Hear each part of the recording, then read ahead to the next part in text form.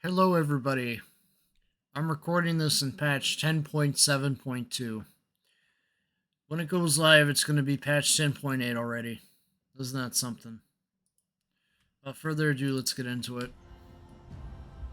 So, we're going to be going over Marblehead. It's an Omaha class cruiser. Hello, everybody. I'm going to see if we have any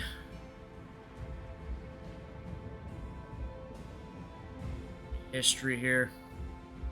Mentioning. Scout cruiser was named for the town of Marblehead, Massachusetts. Omaha light class cruiser.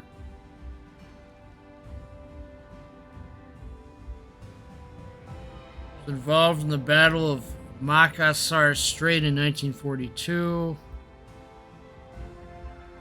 Dodged 3 attacks. It was damaged and they had to rebuild it again. And they put it back out to sea.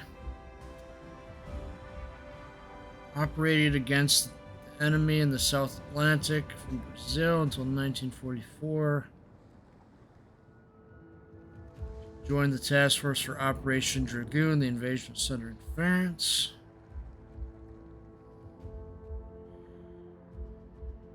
After a summer cruise, she was just decommissioned. She was scrapped in February of 1946. I believe we are looking at the rebuilt form of Marblehead here because it has less. Doesn't have the torpedo tubes in the middle like Omaha does, because you go to Omaha and you got the torpedo tubes right in the hull there. They probably took those out because those can explode easily. Alright, let's get into... So in World of Warships, it says that it carried aircraft handling equipment and it was a high-speed scout cruiser. Her main battery guns was different from other ships in the same class. See that Omaha has a few encasemates up here. You go to Marblehead.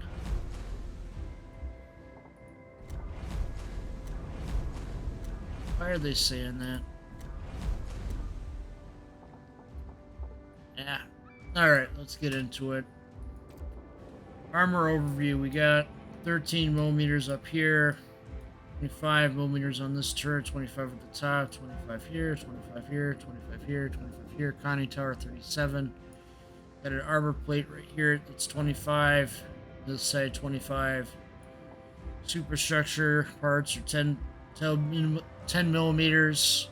Deck plating is 16. Side plating 16. Citadel armor belt 76 millimeters.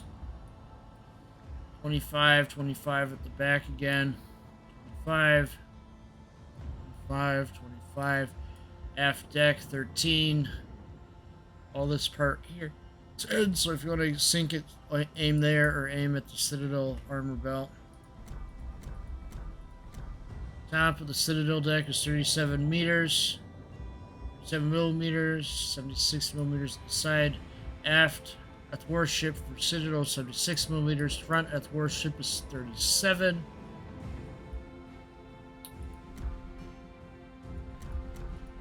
Survivability is 27,000 hit points. Artillery 8x1 152s. Main battery 2x2 152s. Main battery 13.9 kilometers. Torpedoes 2x3 533 millimeters. Torpedo range 8.2. Torpedo speed 49 knots. Torpedoes aren't really that usable unless you're going against a battleship, I suppose, and you aim them a little ahead. AA. Kind of on the lacking side, 3.5 range. Maneuverability, 34 knots. Turning circle radius, 600 meters. Rudder shift time, 5.7. Concealment. Detectability by sea, 13.6 kilometers. Detectability from sub, 0. That's 13.6 kilometers. Detectability by air is 5.5 kilometers. Your detectability range, 2.0 kilometers. Skill setup that I have Last Stand. Demolition Expert, Heavy HE and Sap Shells, and concealment expert. Equipment setup is as follows. I have aiming modifications 1 because it shows like the arc. Damage control system mod 1. Main armaments mod 1. You can see that we have no option to choose like a scouting aircraft, which I think they should add in the future. They only have fighters. Hydroacoustic search. Damage control party. Torpedoes. RP shells. HE shells. Propulsion. Gunfire control system. Torpedoes, which are slow. Hull. And of course the different armaments for the casemates. Casemates were going out of style at this time in history for World War II. Marblehead was around just after World War I. They built it in the interwar period, so yeah. Alright, without further ado, we're going to test Marblehead out in a co-op battle. Marblehead has its range nerfed compared to the normal Omaha. Normal Omaha is like over 15 kilometers in range. Marblehead is only 13.9 kilometers for some silly reason.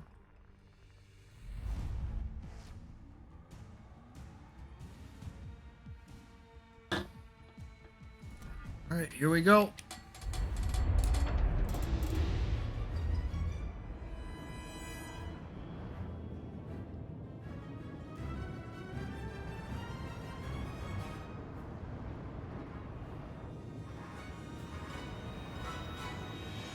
And as a side note, I'm sure all of you probably already know this, but the Katori is not going to be available for community tokens anymore, and the premium tier 5 and tier 7 containers in the community tokens tab will no longer be available once 10.9 launches. So we have immediate changes with Katori switching to doubloons only, and with the other premium containers disappearing once 10.9 goes live.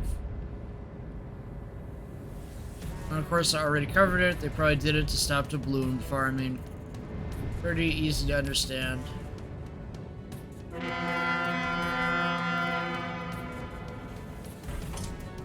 Guns turn pretty quick. But like I said, the range is gimped.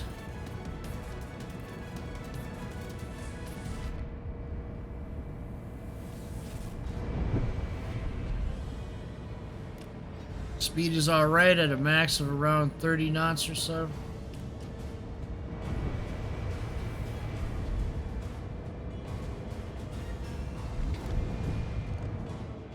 I'm going to try to set some fires on Kotsky over here. Kolsky.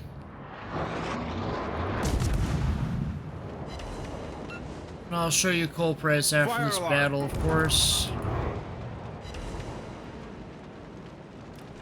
For me, I think Marblehead is probably not the first tier 5 coal ship I would get. If I had to actually choose one, I'd probably go with the Hill, actually. I have more fun in the Hill for some reason compared to Marblehead. Marblehead, I just feels like it's not strong enough.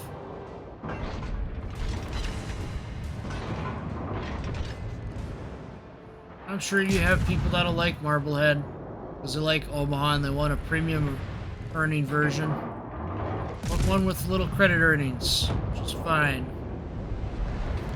Keep in mind that only the Marblehead Original and not Marblehead Lima is available inside the armory for coal.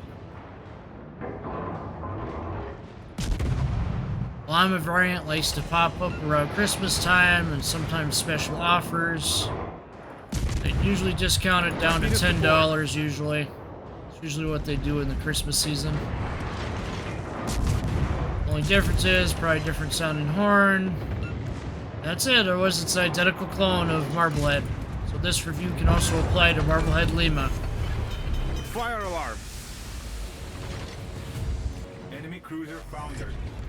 Problem solved, sir. Got a cruiser behind us, an ML Burton. We'll see if I can get it, blow him up here. But yeah, one of the advantages is probably the guns being mounted all alongside of the ship.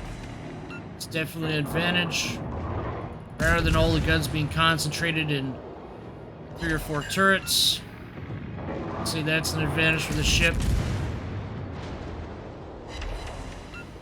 Just treat it like a light cruiser because it is one. Don't try to be charging up the front lines. It's not going to be a successful tactic in the ship. Remember that your torpedoes are very slow. Only get one per side.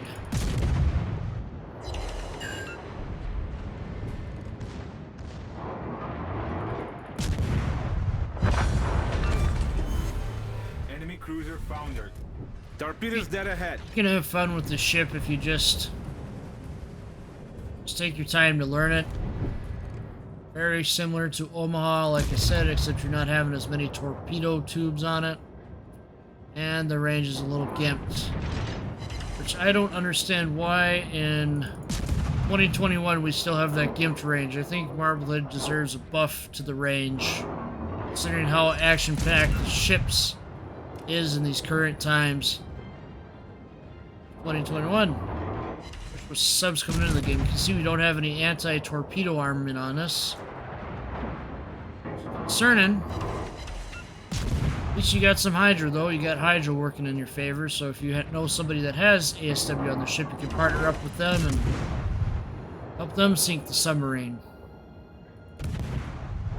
Or at the time of recording, it is unknown when submarines will enter into random battles. Hopefully not. But who knows? That battle ended pretty quick on us there. 47k damage pretty much. Some fires.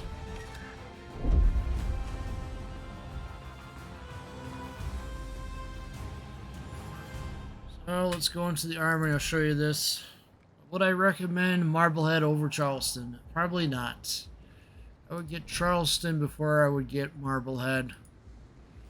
A treat. Marblehead is like a fun ship to have, but if I had to choose between Marblehead and, let's say, Kirov, I would get Kirov, because Kirov is more reliable than Marblehead in most circumstances. That's why they price a little higher in coal. Marblehead, you can see it's available for 34,000 coal here. 34,000 coal. I'll be reviewing Hill next, and then we'll get eventually onto Kirov. I already did October Revolution. I published that review about a week or so ago. That was my first coal ship review, so that's already out. As well as the one on Yubari and Katori. But that wraps it up for today's coal ship review. I hope you all are having a good Friday. Take care, everybody. Remember to please like, watch, and subscribe for future World of Warships content and mobile gameplay content. Thank you so much for watching.